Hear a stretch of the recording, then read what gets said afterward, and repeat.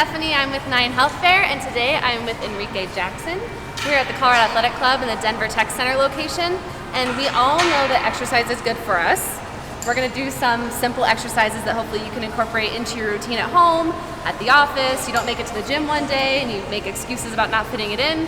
You're going to show us some exercises to combat those excuses and fit it in. That's right. And last week, I want to tell you real quickly, if you can check it on our Facebook page and 9healthfair.org, but we kicked off Colorectal Cancer Awareness Month for March with some tips on preventing colon cancer. We talked to a GI doctor, and there's some great tips and information there, so be sure to check that out. But now, we're at Colorado Athletic Club, and we are in this awesome space. This is your Atlas Arena. Yes, the Atlas Arena.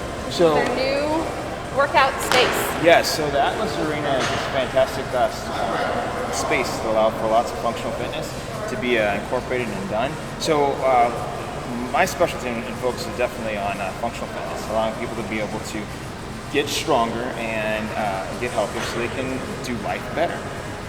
So this is a fantastic space to be able to do that. We have everything from tires. We can you can basically slam the tires, you can flip the tires, push the tires, pull the tires.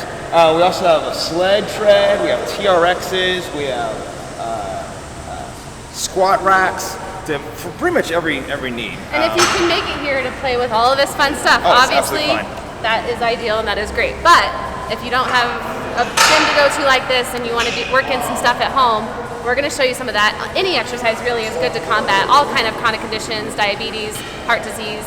A lot of prevention goes into exercising first. Right. And strength is what you really want to kind of focus on today. Strength exercises are good for bone health, and still gets your heart rate up. It's good for cardio. Right. So let's kind of get into it. Show me a good routine for someone who says they need this 30 minutes of moderately intense exercise, which is a good recommendation for getting something in daily. What does that mean? If someone said, I need 30 minutes of moderately intense exercise daily, what would you show them to do? All right, so if someone wants to be able to do something in a short amount of time with minimal or no equipment, my recommendation is just utilize your body. Now, most people have heard of the burpee. Yeah, I know. So the burpee is made up of Love 3 to hate burpees. different moves. The funny thing, though, Stephanie, is a lot of times I usually don't recommend doing the burpee for the general population, just because once you get fatigued, you tend to break down your body mechanics. Okay. And so you can put yourself in this dangerous position. Good form first. You don't hurt yourself. I actually pulled my back, full disclosure, at the gym yesterday. So we'll see how good I do these moves. So form is very important. So the burpees, though, therefore made up of very good and safe moves that, when done individually, really help to improve that cardiovascular endurance, build up strength. So the move that we'll focus on, I like to call, is the broken burpee. That's made up of 3 moves. Okay. The push-up, the squat, and the jumping jack. Very safe movements for anyone to be able to do. Okay. They incorporate strength, upper body strength, lower body strength, and a little bit of plyo with the jumping jack. And it kind of breaks down each part of a burpee instead of trying to do it all in one swoop of a move. Exactly. Which usually tends to put people in a dangerous position. Right. So by breaking it up, you're able to keep everyone in a safe position, get a lot stronger. And then, so what's the rep scheme, or how do you break this up? I like to break it up in what's called a ladder system. So we start with 1, and then we build each rep up after the sequence. Okay. And I'll give you the general demonstration for the beginning of the workout. And then if you happen to be in a place where like open field or you're outside, you can be able to do some modifications to this to be able to add some more fun and intensity to the workout itself. All right, so the broken burpee consists of this. The basic push-up. I'll go ahead and demo. Yes. And you want me to do it with you? yes, go ahead. All right. Demo. All right, so it's 1 push-up. All right, yep. Then you walk yourself up.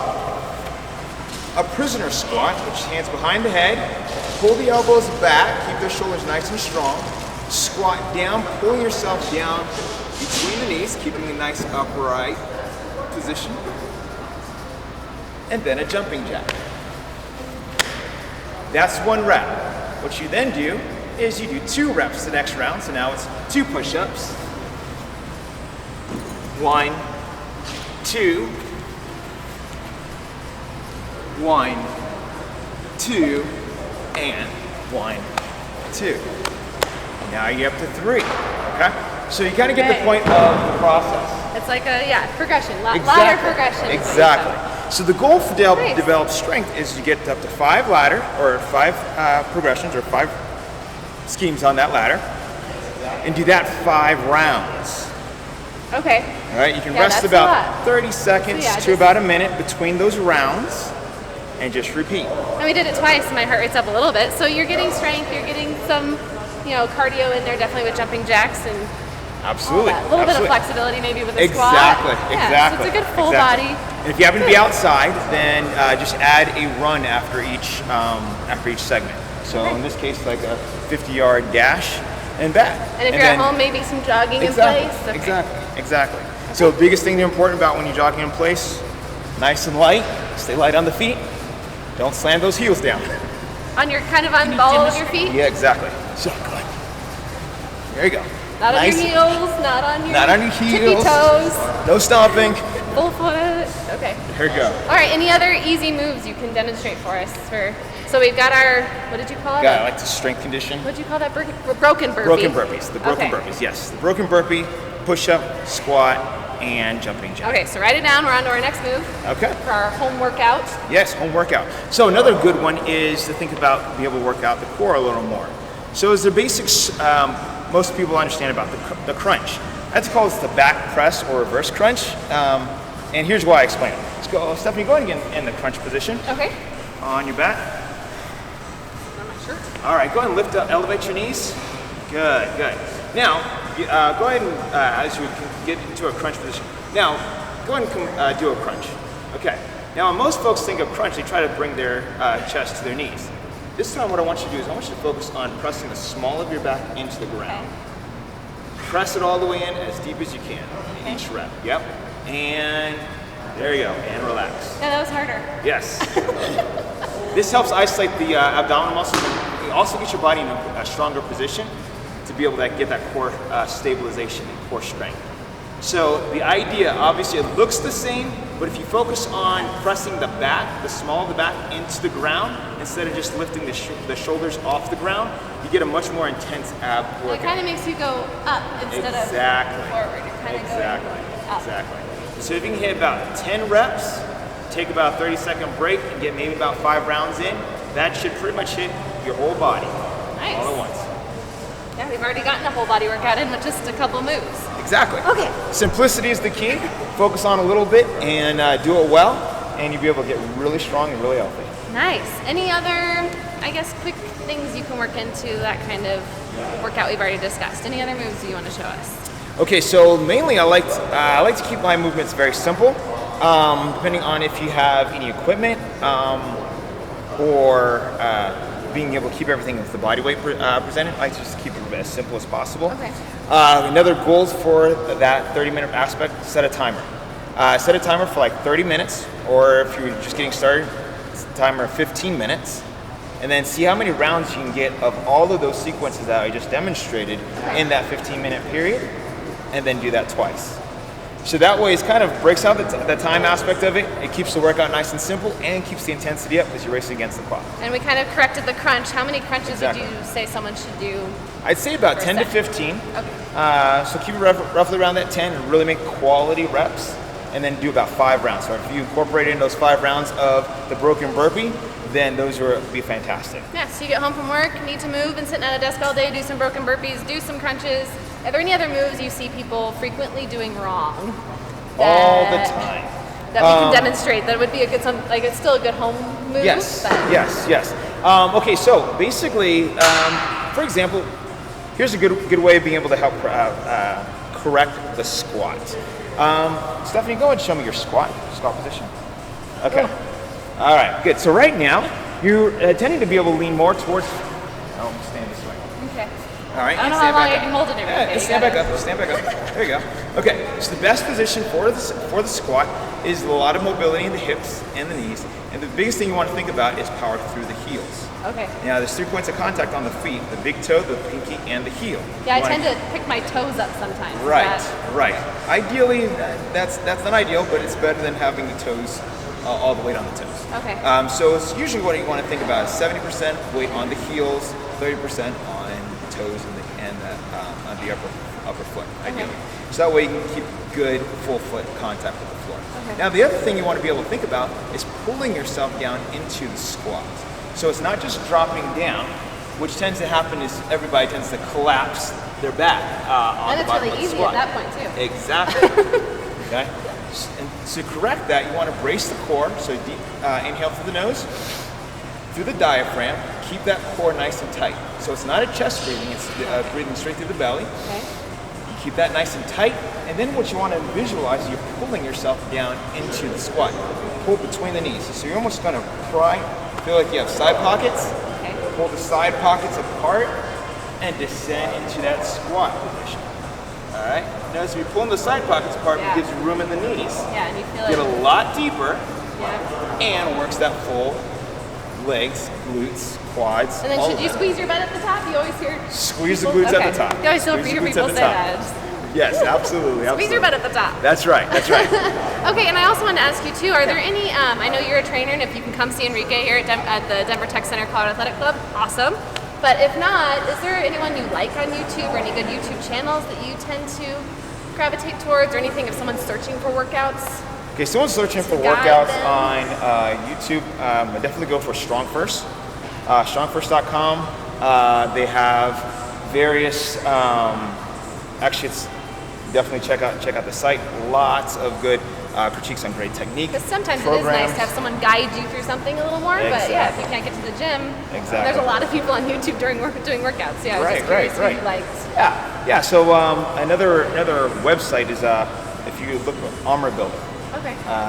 It showcases a lot of Strong First lifts that can be demonstrated for people who are visually impaired, or not visually impaired, but visually inclined to learn, and their learning abilities. So those are usually what I go-to. Okay, and then I guess we did a few workout moves. Stretching, cooling down is important. Yes. Are there, Yes. For those moves, we specifically did some good stretches that people should do when absolutely, they're done. absolutely. So, kind of what I like to incorporate at the beginning and end of those workouts is a couple mobility drills. For the shoulders, I like to usually incorporate a kettlebell. In lieu of a kettlebell, you can basically grab your fist, your own fist, as if you're holding something, and just kind of rotate your fist around your head. Yep, keeping the rest of your body nice and straight. So you want to engage the core. The only thing that should be moving is the shoulders. So nothing else is moving. There you go. Nice. It opens up the shoulders and the shoulder girdle. The other thing is... That's good because we did push-ups. Exactly. Another thing is the prying squat. So you get down into a squat position. Make sure you maintain that good squat mechanics. So weight on more on the heels, back straight. Then you're going to pry the elbows into the thigh. Okay. And once you have that pressure, just kind of open up the hips back and forth. Yeah, that's nice. Yeah, opens up the hips. That's a good stretch. Yeah. And then brace the core and stand up. So you usually do that for about 15 to 20 seconds. Okay. Or if you're moving around as intended, about 10 times just to kind of open up the hips. Okay. And lastly is what's called the 90-90 stretch. So literally, you're on the ground, create 90 degrees with the front leg, 90 degrees with that back leg, and simply you want to turn your sternum to that knee and reach chest to the knee. Now it's important you keep that back nice and straight. So oftentimes I see people collapse and reach for that knee. We don't want that. We want a nice straight back, knee, chest to the knee. Nice. You should feel that in the hips. Yeah. And I feel it a little on my back because I pulled it. There we go. And you simply rotate the In other a good way, a good stretch. I do the same thing. So sternum to knee, nice and tall straight back. Awesome. Are there any questions from Facebook? Do you want Enrique to demonstrate any moves? The only thing that we got was Kit said that they work out frequently, but they feel like they see no results. They just get sore. Is there anything that we can do differently? If you get stuck, I guess. Okay, so if you hit a plateau, I guess the question is, what do you do when you work out frequently? What's the activity? Are you utilizing weights? Are you utilizing body weight? If you do the same workout too much, is that gonna be? Is that a reason people hit a plateau sometimes? A lot of times. There's a lot of different factors that often contributes to plateaus. If they're doing the same thing all the time and getting sore from the same exercise, then there's other questions that I start to be asking. Because your body tends to adapt. Your body is designed to adapt to activities. So if you do the same thing, the body's going to get used to that activity. You're going to see it's become a lot easier. Therefore, you're not going to be getting the same results that you once were. So the thing that you want to be able to manipulate is rest, volume, and intensity. A few ways of being able to do that is if you don't have any equipment, break up how often you rest during that particular set. So if you rest a minute before, next challenge, cut it down to 45 seconds. Okay. Cut it down to 30 seconds, etc. Increased intensity or weight. If you have access to weights, you want to get heavier each time. If you have don't have access to a variety of weights, you have a particular weights that you have, then you want to increase your volume or density. So then you want to set like a timer and then find how many rounds or how many sets you can fit in a particular time and progress and see, and that should increase over time. If you're a gym rat and you love to be in the gym and you just love lifting heavy things all the time and you're wondering, these tires like these tires, and you do deadlifts, squats, and bench press, and you're going, man, I hit a plateau. I'm just not getting as strong as I used to, or when I first started. Then my thing is, do you have a deload period? Oftentimes I see people hit a plateau when they get heavy weights, heavy lifting all the time. And they're going high intensity all the time, no break, no rest or anything like that. One of my strength coaches told me, your body's going to deload one way or the other. You can either program it in, or your body's going to tell you, and usually it's in the form of injury or plateau. So, ideally... So you're giving us permission for a rest day. Yes, absolutely. Rest is important too. Rest is very important. And planning out your workouts. Plan out light days. Plan out medium days. Plan out heavy days. That schemes tend to give the best results for folks. And it hits on a few different aspects. It gives you frequency, high frequency, which is more frequent, allows for results. Because oftentimes if someone comes to the gym once a week, they're not really going to be seeing much results, even though they're working hard that one day out of 7. But you increase your frequency, you'll be able to get more results a lot faster. Having a light, heavy, and medium day allows for you to be able to push it on one day, but then also recover on those other days. But at the same time, not lose the skill of strength. Nice. I like to think of strength as a skill, not just something that you do, but something that you learn and can constantly practice. Right. So to recap, obviously we all know exercise is good for us, and doing frequent exercise, consistent exercise, maybe even just 30 minutes a day, taking those rest days, maybe that's a walk on that day or something low intensity, but just good for your overall health, preventing chronic disease, bone health, cardiac health, everything. Balance, helps with balance, preventing falls as you get older and start losing balance. But is there anything else that you wanted to say? If there's not any other questions, I think there's one more question. All right. Is strength training still important as you age? Absolutely. Sorry, you didn't even wait for that pause there. Strength training is incredibly important as you get older. That sense, oftentimes, if it's definitely one of those things of use it or lose it. If you don't utilize it, you will lose it. And as you age, your body becomes even more dependent, especially as your bones aren't as strong as you get older. And having weight-bearing activities helps strengthen the bones, helps strengthen the muscles that are supporting the bones, and overall helps you as you get older. So it's incredibly important that you strength train, especially as you get older. Okay, good question. All right, anything else? All right, and if you do have questions that you want us to answer later, even we'll throw them to Colorado Athletic Club as well, and Enrique, just post them in the feed and we can get those answered for you. But thank you so much, Enrique, for joining us today. Absolutely. And again, this is Health Happens. We do it every Tuesday at 11 a.m. right here on Facebook, so join us next Tuesday.